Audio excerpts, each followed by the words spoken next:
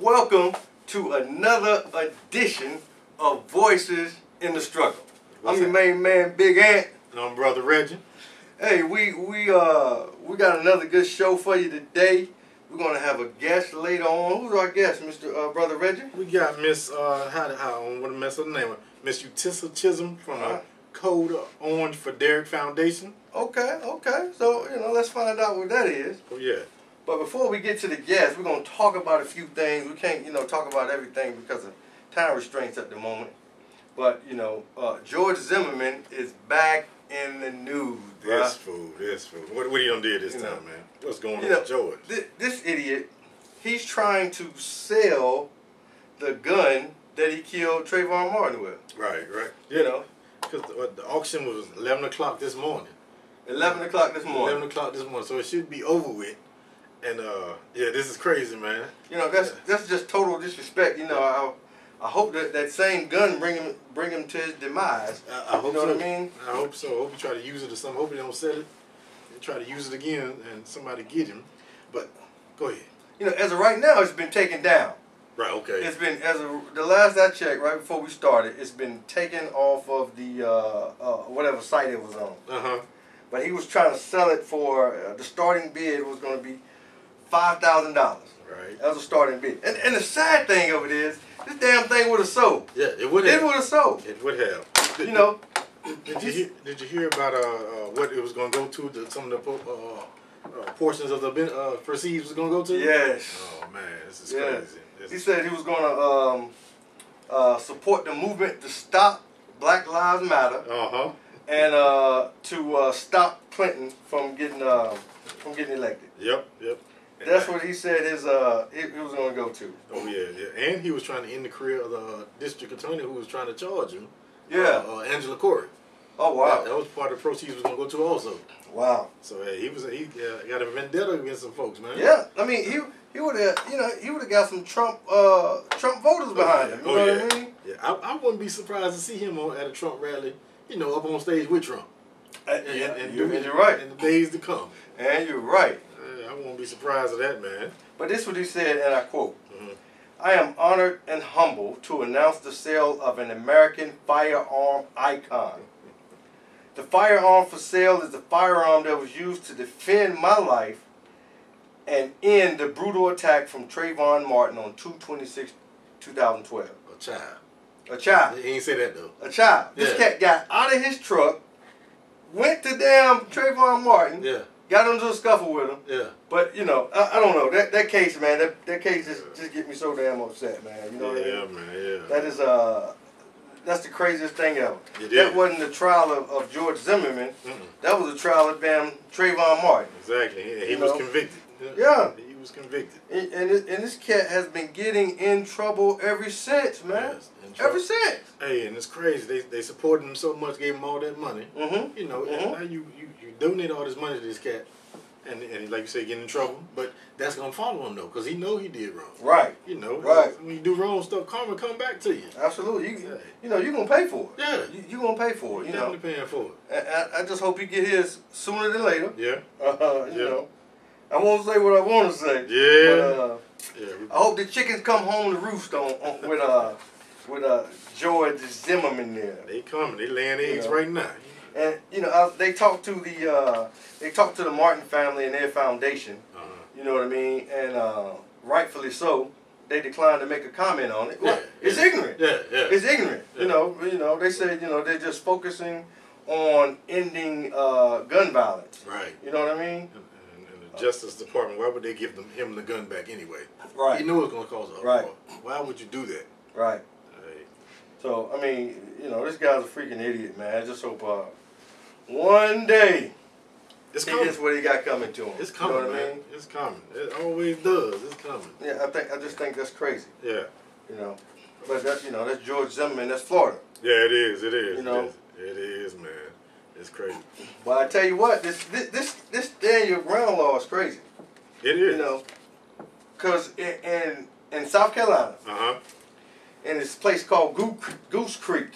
I got family in Goose Creek. Shout out to the Sully Street crew.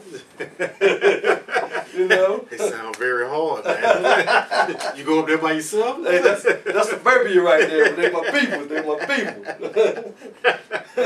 So this guy, Mr. James Edward Loftus, he shot 2 people, right? Right. Shot 2 people. Right. And he dug a grave in his backyard and burnt them. Burnt the folks. Shot 2 people. Dug a grave. And the trip thing is, this cat is out on bail. Why? He out on bail. Why? No. Okay, first of all, what was the reason? Why did he shoot him? They said he shot him because what? He thought he was trying to rob. They were trying to rob him or something. Yeah, he changed the story up twice. Yeah. You know what I mean? First of all, he said they came. First of all, this guy was coming home from the strip club. Right. He was coming home from the what strip club was that? He was coming home from the Stilettos Gentleman Club in Charleston. Stilettos. So Mr. Dubar, who operated the taxi with the Global Mobile Taxi Service, had his friend with him, Mr. Loftus. Right. So they dropped the old boy off at the house, and he went in the house to say he was getting his money, I guess. Yeah. So I guess he took too long. So they came in the house after him. Well, they came in the house, not after him. Right. They came in the house like, hey, yo, what's up? I'm ad-libbing now. I'm ad-libbing. They came in the house like, yo, what's up? So old boy came out the kitchen with a 45 and fired 8 shots at him. Blasted on him. But his wife found the bullet holes in the wall and called the police on him. His wife came home with blood and bullet holes. Yeah. He's like, what the hell? Yeah, what went on up in here? Yeah. So this cat, he cleaned the house with bleach. Yeah. He threw his clothes in the grave that he dug and burnt them. You know what I mean? Yeah. So, and he out on bail. His wife said, hey, I don't know about y'all, but I'm scared for my life. Yeah. You know, I don't know if anybody else am, but I am. This cat crazy. Yeah. This cat crazy. But this is the thing. Why is he out on bail? That's a good question. That's a good question. It would have been one thing if you'd have shot him and ran whatever story that you ran with. Right. But it turned into callous, malice murder when you burnt them in the backyard, bro. Yeah, it was over with then. What sane person does that? It was over with then. You know what I mean? Yeah, no bail. No bail. There's no bail. No bail. Yeah, you took it to another degree. Yeah, and I hate to say it, Brother Reggie, I do. But this is a case of white privilege. It definitely is. A case of white privilege. It definitely is, yeah. Because you are out on bail after you shot, buried, and burned 2 men. 2 men. You're out on bail. 2 men. Hey. You know, Pookie, he in jail for a bag of weed awaiting trial for 2 years. He can't get no lawyer. Nothing. He can't get no lawyer, nothing. Overworked public defender telling him to plead the hell out. Hey, the hood ain't put no money on. Hey, you know what I mean? Get him a lawyer, hey, a decent lawyer. But this guy here, a premeditated plan after he shot him, and he's out on bail. Right. It needs to be some changes to that stand your ground law in every state. Yeah. Because you know anybody can make you threaten. You know, that don't mean you got to pull out your pistol and shoot somebody. You know, hey, maybe you need to learn how to fight a little bit. You know, hey, like back in the day, you know, get your ass kicked in, then you go home. Y'all know how to come at each other. Yeah, exactly. You know what I mean? Throw some hands. You just shooting to kill. Hey, like you said, you burn a person because you thought you was gonna get away with it. That's basically you thought you was gonna get away with it. Yep. And you probably thought it out like, hey, if they do take me to jail, I'm gonna get out.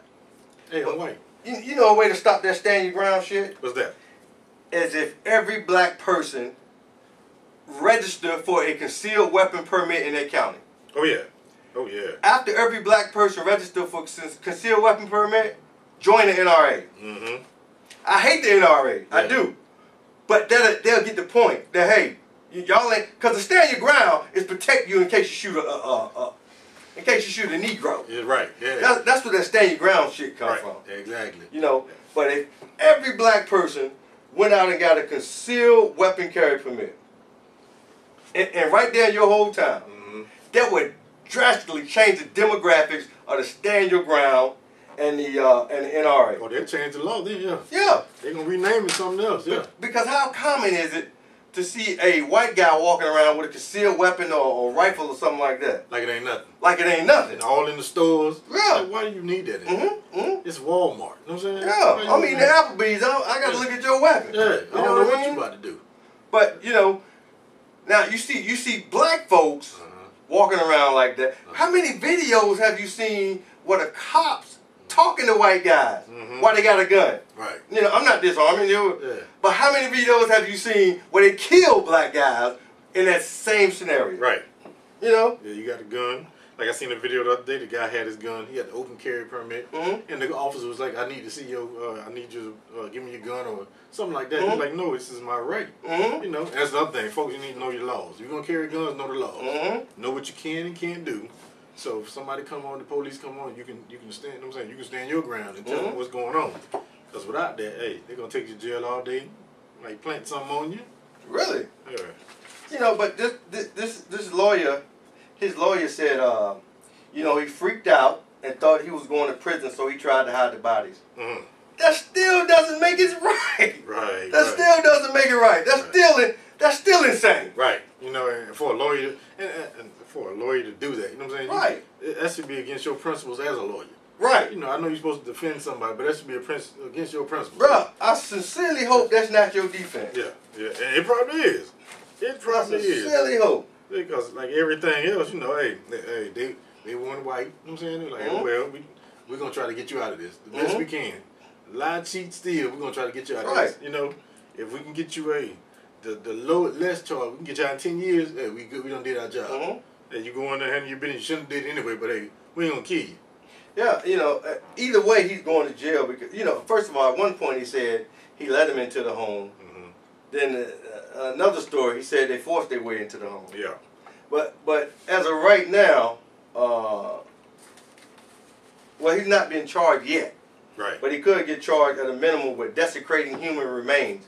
That's still a felony. It's carried 1 to 10 years. Right. You know what I mean? Yeah. But that's the craziest thing ever. Right. What sane person does that? Right. None I know of, but this cat's crazy. That's no worse than chopping them up in the backyard. Yeah, yeah. You know what I mean? Yeah, you gotta be careful. You have to be careful how you approach people. You gotta be very careful because folks, like you say, hey, especially white folks, they scared. They scared. You come up on them, depending on where you at. Hey, approach them with caution. You gotta, hey, like you the victim. Right. Every time you approach, you like you the victim. You have to. Man, you have to. Wicked, man. Wicked. So. Yeah, man. So next we're gonna go into some few NBA scores. Let's see what we got on tap for you. You been watching the games, man? I'm watching the games, man. Look here, man. OKC, baby. Yeah. Okay. Yo, OKC and Golden State. Yeah. That's gonna be nice. That's gonna be the game. Cause you know they gonna get past San Antonio. Yeah, I think so. I think they ready. They are. They ain't been back in a while. I think they ready. Westbrook and Durant, they on fire, man. Yeah. You know what I mean? Yeah, pretty much. I missed the game the other night, but when Curry came off the bench and scored 40 points. Off the bench. Man, what's wrong with that little dude, man? Yo, that cat, he's unbelievable, man. Some of the stuff he does, man. You can't imagine. You can't. Yeah. You have to see it to believe it, man. You wouldn't even think it, but he's doing it, man. He's doing it. That cat is incredible. Yeah, he is. Yeah, he is. Because, you know, and as usual, you know, the Western Conference for years, that's the best conference to watch from start to finish. You know, the championship game, just depending on who wins in the East, you don't even want to watch that sometimes. Because the West is going to give you what you want. Yeah, the West is going to give you what you want, I got to tell you. Every night, man, every night. But yeah, that Portland OKC is going to be real nice. Yeah. So, hey, OKC, y'all need to close it out. You know, they up 3-2. Toronto's up 3-2 on Miami. You know, my Heat, you know, hey, I love y'all, but I don't want y'all to go to the championship game. I really you know what I like about the Heat? They always find a way to stay relevant. They do. You know what I mean? They do. They always, even, you know, Dwayne Wade, he took a backseat to LeBron. You know what I mean? He was still doing his thing. Yeah. But now he stepped it back up, man. You know what I mean? And they still in the finals, man. You got them old legs. You got them NBA legs. Ain't no 34-year-old man. Right. That old man, he look like your old man running out there. Hey, that old dude, D Wade. Who else? Golden State where they beat Portland, so they don't 4-1. And that's it. We waiting on Cleveland. Did they win that? I think Cleveland beat or they still playing Atlanta? No, Cleveland is they waiting to see who won. They beat Atlanta. Okay, yeah, so they gonna beat Atlanta. They beat Atlanta 4 and they shut them out. Yeah, that's what I'm talking about. So they waiting to see. Hey, that's the NBA. That's the NBA. What else we got, man? What else we got? I think that's about it, man. Our guest should probably be here soon. Waiting on the front desk to let us know. Oh yeah, we ain't got no front desk. Yeah, I know, right? We are back with another show, Voices in the Struggle. We're here with the special guest, Miss Utissa Chisholm, Savannah's very own. Miss Chisholm, tell us a little something about yourself. Well, my name is Utissa Chisholm. Everyone calls me Lisa, so Lisa is perfectly fine. Hey, Lisa. What's up, Lisa? What's up, right? So I'm a Savannah native. I've been here all my life. I was not born here, but what high school you go to? I've been here. I went to Jenkins. Oh, Warriors! Jenkins. Well, what you know about the Warriors? My daughter graduated from Jenkins last year. That's what's up. Y'all go over my head. My kids don't stay. So yeah, I graduated in '94 from Jenkins. So. All right. That's a strong alumni following too. Then. Yeah, it's a really good group. But I've been in Savannah all my life. Went to Savannah State, graduated from Savannah State in 2001 and 2005. I have 2 masters. I have a master's in public administration and a master's in business and organizational security management from Webster. Okay. So that's what feeds into my day life. In my day life. I'm a crime analyst with the Board of Education Police Department. Okay. So, that's another segment right there. Yeah, I know you got some stories to tell. We're not even going to get into that. So, yeah, that's what I do during the day. And so I'm the mother of 3 children. Ariel, who is a senior, graduating from Johnson next in a couple of weeks, going off to Kennesaw State University. Super proud of her. Track star. She is the MVP for track this year for Johnson. So she's doing super well. I also have 9-year-old Madison Forever Chisholm, who is my diva. She was born that way, and I don't think it's ever going to change. And also Derek. Derek is my now 6-year-old, who happens to have been diagnosed with a brain tumor back in 2013. He was a fine, healthy young man. None of my kids had ever had any kind of issues with any kind of sickness other than, a little minor cold, cough, or, virus or anything like that. 2013, he was diagnosed with a brain tumor. Wow, out of nowhere. Out of nowhere. Wow. And I see you have a foundation started, Code Orange for Derek Foundation, and it's a good thing that you started the foundation. Yeah. You didn't wait until, he was a pass or something. Right now, he's a living proof of the foundation. You know what I mean? Yeah. So what is the code for Derek? For Code Orange Foundation for Derek? Well, Code Orange Foundation for Derek was actually started out of our process with childhood cancer. Okay. Like I said, we had never had any illnesses with any of my kids, so this was a brand new arena for me. Let me just give you a little bit of backstory about Derek. Like I said, he was diagnosed with cancer in 2013 after us just taking him to get an eye exam. We took him to get an eye exam because we noticed around the house that he was having problems seeing. Like he would drop something, couldn't go right back and pick it up. Or if he would walk through the doorway, he would walk into the doorpost. Things like that. So I'm thinking, okay, he just needs some glasses. So I'm taking him to get an eye exam and he'll be good. So got there. We saw the ophthalmologist. We just saw a regular ophthalmologist. They referred us over to a pediatric. There's only one in Savannah. Just one. There's only one pediatric ophthalmologist in Savannah. So for anyone that may have any pediatric concerns with their kids being able to see, just know there's only one in Savannah, and you will have to wait. That's what I was just going to say. And that was our case. That's what happened to us. That was in April.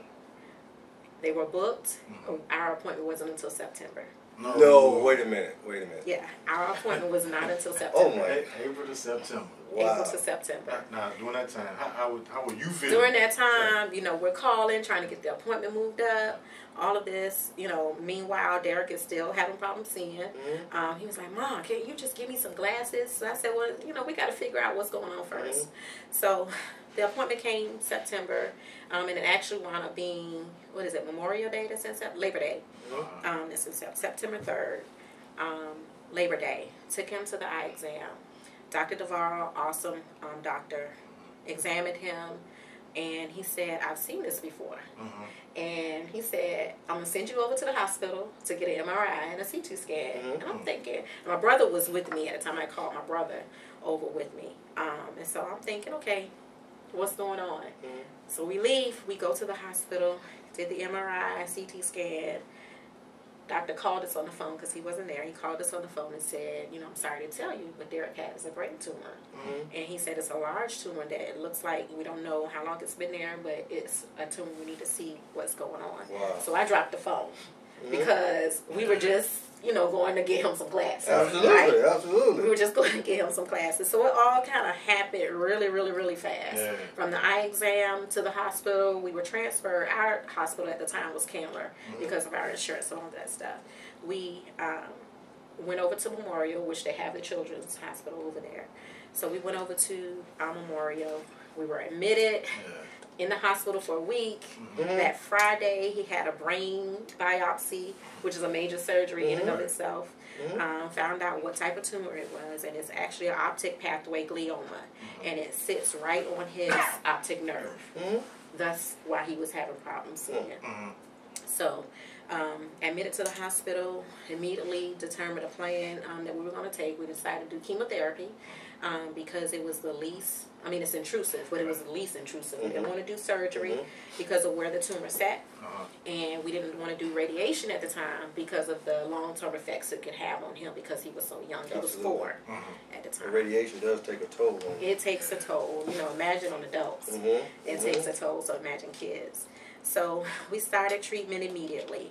And so getting back to Code Orange for Derek, we had a navigator, a hospital navigator, when it came to finding treatment, needing therapy, rehabilitation, things like that. We had a navigator at the hospital. But when it came down to finding services for Derek, I forgot to mention, Derek was diagnosed September 3rd. October 30th, he lost his sight completely. Wow. So it was, all of this stuff just happened back to back, back to back. So we had a navigator for the hospital, find, whatever services we needed, and they were awesome. They were awesome. They're still awesome. They still support us now. So when it came down to finding the services that Derek needed outside of the hospital, what am I going to do for him for school? Because he was in pre-K. He had just really started the school year. So what am I going to do as far as school is concerned? He can't ride the bus. He needs to learn how to live being blind. How can I find who can teach him how to Braille? I don't know anything about Braille. So it was different things that I needed answers to just to be able to find him services. I didn't know anything about filing for disability. I didn't know anything about SSI, any of that stuff. So it was kind of hard to find the resources that we needed for him, especially when it came to school. I kept getting the runaround. Or he's too old for this program. He doesn't qualify. Or he just missed it. He's getting ready to turn 5, so we can't provide him services. So it was a lot of things like that. So it was out of that birth Code Orange for Derek Foundation Incorporated. We don't want other families to have that concern when they're dealing with this major concern called cancer. You see what I'm saying? Yeah, and that was going to be my next question. What inspired you to start the foundation? But I see through your trials and errors, per se, that you didn't want anybody else to have to go through that. Absolutely. But I think that's just amazing. In the midst of everything you were going through, you still found the time to let everybody else know, hey, this is the steps I went through, and this is what you need to go through to make it easier for them. You know what I mean? Well, let me also tell you this. I believe, and I, instilled it in Derek, and Derek believes it as well. I believe that things, I refer everything back to the Bible. when things happen to you, it's not necessarily anything to do with you. Right. It ain't even about you. Right. It's so that others can be helped, and it's so that you can lead others to Christ. Right. I believe that wholeheartedly. So I believe that this happened so that some good can come out of it. We've been blessed so much just from this. Other people have seen Derek's testimony. He's quiet right now, but most of the time he is all boy and he is all over the place. But a lot of people see him and they see his spirit and they see his faith, and so that draws them closer to God. That's that hope. draws them, you know what I'm saying? Yeah. And so I really believe that that is why this happened. Not because of anything that we did, anything that happened in the past or anything like that, but solely so that God can get the glory and so that other people may be helped and somebody will be just that closer to Him. Now let me ask you this: it's off of what we're going to ask you here, but what kind of help did you have as a parent receiving all of this news, having to deal with all of this? What kind of help did you have?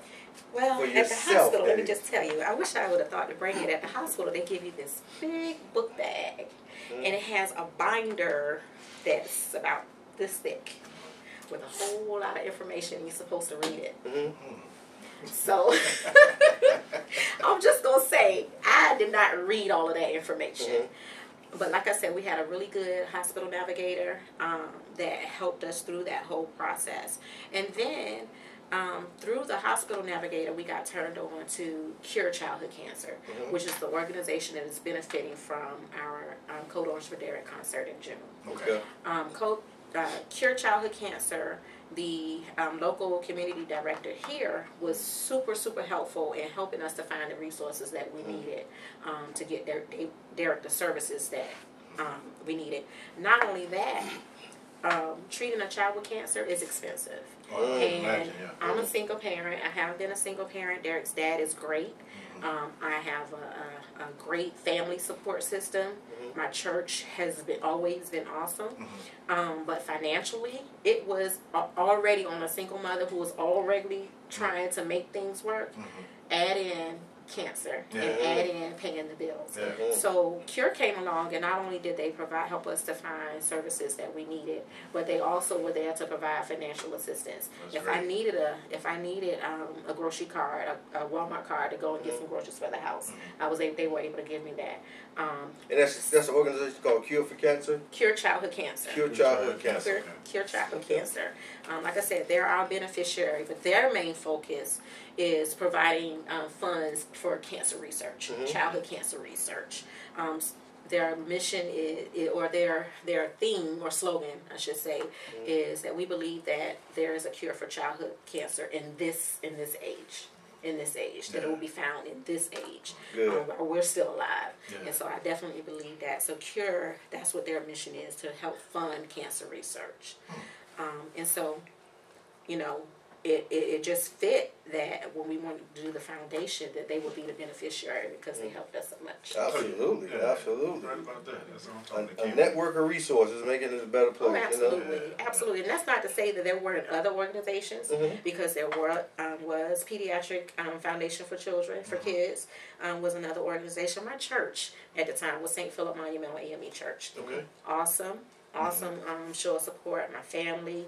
So it was a lot of different roles played by different people. Absolutely. I'd like to hear the church came to, you know what I'm saying, to help out. That's what they're supposed to be there for. The first concert, this is our third year of doing the concert. The first concert was actually created from the church to help out with finances, to help out with expenses. And it was just a concert that was put on by the church. People came in, donated money, and it definitely was helpful. So the next year I took it on, and that's, you see the program from last year. And so this year I actually the foundation has just been created. It hasn't been in existence that long. Right. The foundation I actually started in January. Of this year? This year. Wow. Wow, that's even more amazing. I thought you'd been around for a while then. Oh no. But we plan to be for a long time. Hopefully, with getting the word out and, sharing the information and the resources that are available. A lot of times, just like me, if you don't know, you just don't know. Right. You know what I mean? Yeah. So it helps to be able to go to one place, to be able to click a link and say, okay, my child has this. Let me click this link and see, you know, what services are available. Yeah. You see what I'm saying? That's why I like the website. It's easy to read. You know, like you say, click the links. You can find everything you need. I know we don't touched on some of this already, but what's the purpose of the foundation? The purpose of the foundation is to provide support and services to families affected by childhood cancer. Okay. Simple. We One want to blank, support. Yeah, we want to support families. That's it. You know, a lot of times while we were at the hospital, we were fortunate, and I tell everybody, we were very fortunate that Derek was able to get his treatment here. Outside of having to go to Atlanta for follow-ups, eye doctors and things like that, the bulk of Derek's treatment, and it was a little over a year, the bulk of his treatment was here in Savannah. There were some families that they had to travel from Brunswick, had to travel from Statesboro, you know, the outlying little towns and cities. And a lot of times it would just be the child and the mother, because of course they couldn't have everybody to come in and support them. So with the foundation, we want to be able to love on them a little bit, show them that, you know, there are people out there that support you and care.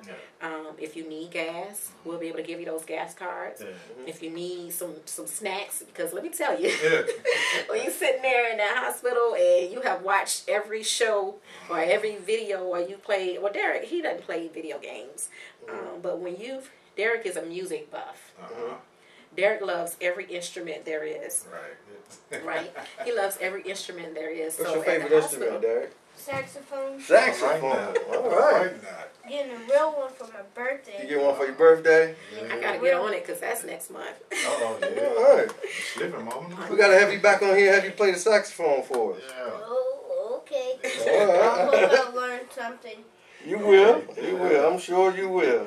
Yeah, so he was a music buff. So at the hospital, he liked to play. They had, you know, little kids, pianos and little instruments or whatever for him to play.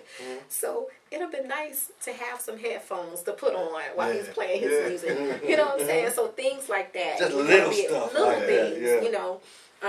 To be able to give the parents and families while they're at the hospital with their loved one while they're receiving treatment. Snacks, coloring books, little toys, things for the kids to, you know, have while they're there. That's the type of things that we want to do. We also want to help donate money for cancer research because we do want to find that cure. Yeah, that's a must. Yeah, that is a must. Now, how common is childhood cancer? Because, you know, you hear about adults getting cancer a lot. My, you know, mother-in-law passed from cancer. My mother has cancer. But, you know, you don't hear a lot about childhood cancer. It is more prevalent than you could ever imagine. I don't want to quote numbers. I'm an analyst, and but I don't want to quote numbers, but I can tell you that there is a really high percentage of children affected by childhood cancer. I was on the website earlier today because I, you know, in my busyness, I forgot that this month, May, is actually Brain Tumor Awareness. Okay. It's actually Brain Tumor Awareness Month. And so I was, you know, on the website looking, and a number that I saw was 550K children diagnosed with cancer. Wow. That's a lot. You know, but did you know that, now this is a fact I can tell you, did you know that out of every government dollar that is given towards cancer research, only 5 cents out of every dollar is given to childhood cancer research? 5 cents, a nickel. Only a nickel. What? So there's a lot to be done, because although there are a lot of children that are affected by childhood cancer, there are a lot more adults that are affected by cancer. You know, we always talk about why does breast cancer get so much attention when there's prostate cancer, when there's all these different types of cancer. So when you look at the ratio of how many children are affected by cancer versus the number of adults that are affected, that's why there's such that big gap of how much money is funded. And then you got to have lobbyists. You got to have people to fight for your cause. You know what I mean? And most people won't fight for your cause unless it's affected. Unless they're it affected. affects you personally. Yeah. Right. Unless you, and I'm telling you, this is really, really personal for me. Like I said, none of my kids had ever been sick. And so when it hits home, and when you have to, you know, wake up and say, hey, this is real. You know what I mean? That's when you get that sense of urgency, because I promise you, and it's just me being honest, had this not happened, I would have been oblivious. I would have been oblivious. Absolutely. Life as you knew it at that time. Yeah. Yeah, I hear that. But since starting the foundation, how has that changed for you and Derek? Like, you know, helping people, and how has that changed you guys? Well, it's definitely changed us for the better. We are one busy group of people. We are always doing something, whether it's sending out information, whether Derek is speaking at, you know, he's a cancer survivor, so he speaks. Mm-hmm. He speaks, and he tells his story. Yeah.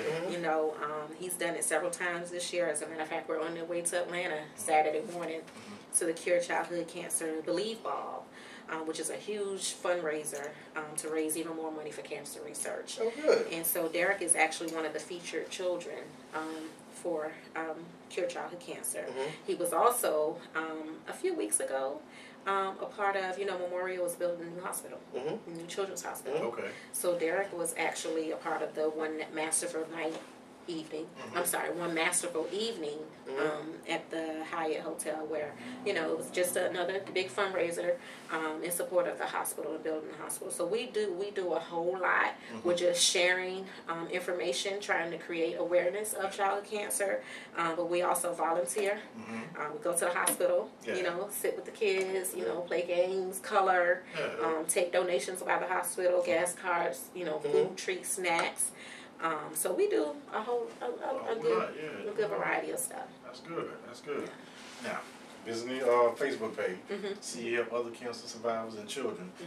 Give us some stories. You have some stories of some other families or cancer. Well, the most recent, which, you know, wound up being not a so happy ending. Oh gosh, just Ella. Just because I wanted to call her name, I was getting ready to forget. Ella, she fought a long time. And I think it's probably been about a month ago that she did pass. And she was in the news a lot. You know, her family has a lot of support. And Ella, oh gosh, I think she was 8 or 9. 8 or 9, beautiful redhead little girl. And she fought a long, hard battle. She really did. And she had an aggressive type of cancer. Derek's tumor is I always get them mixed up, but I think his is benign. His is, it does not spread to the rest of the body. His is just contained in that one location. But Ella's tumor was aggressive. Her cancer was aggressive. She went through a lot of treatments, a lot of radiation surgeries, and her little body just couldn't take it. Her little body just couldn't take it. So there are instances like that where, you know, it just really hits home. And you know, I'm so thankful. I'm so thankful because it could have been the other way. It could have been the other way. But I think through experiencing other people's process, their journey, it just, you know, keeps you focused and keeps you grounded and lets you know, hey, there's work out there to be done. You know, so I mean, that was one of the stories that were just recent. Also, Sisters on a Journey. Now, this is their daughter Katie. She passed a few years ago. But Sisters on a Journey, which is actually Katie's fund through Cure, they're a named fund for Cure Childhood Cancer. I decided to go a separate foundation, but Cure Childhood Cancer also has named funds. So Katie's fund is actually another organization that supports Cure Childhood Cancer. And so I guess it's been about a month ago. They had a series of fundraisers where entertainment, food, auctions, live auctions, silent auctions. And so the one they had recently at the Ailey Temple, which is actually where we're going to have the Code Orange for Derek in a concert. 3rd annual Code Orange for Derek, June 12th. Yes, a little plug in there. 6 p.m. They had a fundraiser, which was a dinner, entertainment, and the live and silent auction. Well, someone donated this cute little puppy. Okay, and so how they set us all up is that they had the puppy there. So when it came time for the live auction, it was on and popping. And Derek and Madison, my kids, they were like, "Boy, you gonna get that puppy?" And I'm like, "If you gonna sit down there, if you put that big card up, it's gonna be a problem." So it was a really good experience. Guess how much that puppy went for? How much? $5K. Really? Whoa. I'm serious. Really? It was some ladies going back and forth for a little while, but they wanted that puppy. Yeah. Now I know when they got home and that husband saw that credit card, but you One know, could let the other be. you know, sometimes you have those good moments in the midst of fundraising, in the midst of creating awareness, and you know that you kind of remember. So that was one of the good instances. But I mean, we've been a part of a lot of great things, and still a lot more to come. Oh yeah, definitely. Good, Definitely. good. Yeah. Well, what advice would you give for parents that are out there going through what you're going through? They just found out, like you did when you found out. I would say depend on your faith. Depend on your faith, and just believe that, you know, God brings us to things because He knows that we can go through them. Exactly. He knows what and how much to put on us. Yeah. So I would tell them to depend on their faith. It's going to hurt. You're going to cry. You're going to be happy. You know, all of those, you're going to feel every emotion. But if you depend on your faith, and it's okay to what's the word I want to look in? Dwell in the beginning on, you know, on the diagnosis. It's okay. We're human and we need to grieve. We need to, you know, live in our emotions. It's okay to do that. Yeah. But after that, start devising your plan. Okay, and that's how we were in the hospital. My neighbor came with us. She was in the hospital with us when we got a diagnosis, and she was like, "Wait, you know, go get some second opinions and all that." And I said, "Look, you have told me what the options are. Let's go. We don't have time to wait. Let's do what we need to do." So once you dwell in, once you deal with the emotions, because you're gonna have them. Get to work, get to the plan, get on the plan, make that plan and go with it, because, you know, the best thing that you can do is treat it. The best thing that you can do is treat it. Do everything possible. When people offer you help, take it. That was my big thing. I am such an independent person just because of all of the things that I've done, you know, going through in my life. I was super independent, and I'm still independent to a certain point. So me asking for help and even taking help, I would say, "Oh no, that's okay, I got it." If somebody really genuinely, sincerely wants to help you, let them help you.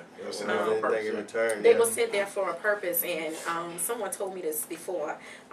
When you tell that person no, and they're trying to help you, when they're trying to bless you, you're stopping their blessing. You're blocking their blessing. So if someone wants to help you, let them help you, especially if it's in all sincerity. So that's, and stay prayed up. You're going to have to pray. And sometimes, you know, my pastor says it all the time, you know, we try to do these long, elegant prayers. You know, it don't take all of that. Just say, "Please, Lord, help me." You know, and if you do that, stay prayed up, you know, lean on your faith and accept the help and make that plan and follow through with it, you'll be okay. Put that work in. Put that work in, you'll be okay. Okay. Anything else you'd like to add to the listening audience? I just want to add that, again, we are having the 3rd annual Code Orange for Derek benefit concert, honoring this one right here, Derek Chisholm II. Honoring the living and breathing testimony. Yeah. Benefiting Derek Chisholm II and honoring Derek Chisholm II and benefiting Cure Childhood Cancer. It takes place on Sunday, June 6th June 12th at 6:00 p.m. sharp. I'm on time. Punctual person. Praise and worship will begin at 6. Okay. All right. Okay. Mommy, At 6:00 p.m. we need to practice at 3 o'clock. The choir needs to be at 3 o'clock. We're practicing. All right. See, he knows the plan. I put the plan in. Because I He don't already want knows the them plan. to get up there and they be saying, no. That's right. They need to know what they're supposed to That's do. right. That's right. Everybody got to know what to do. They got to know what to do. It's going to be on Sunday, June 12th at 6 p.m. at the Ailey Temple. We are inviting everyone that can and will come. Tickets are available via our website, www.codeorangefordderek.com. CodeOrangeForDerek.com.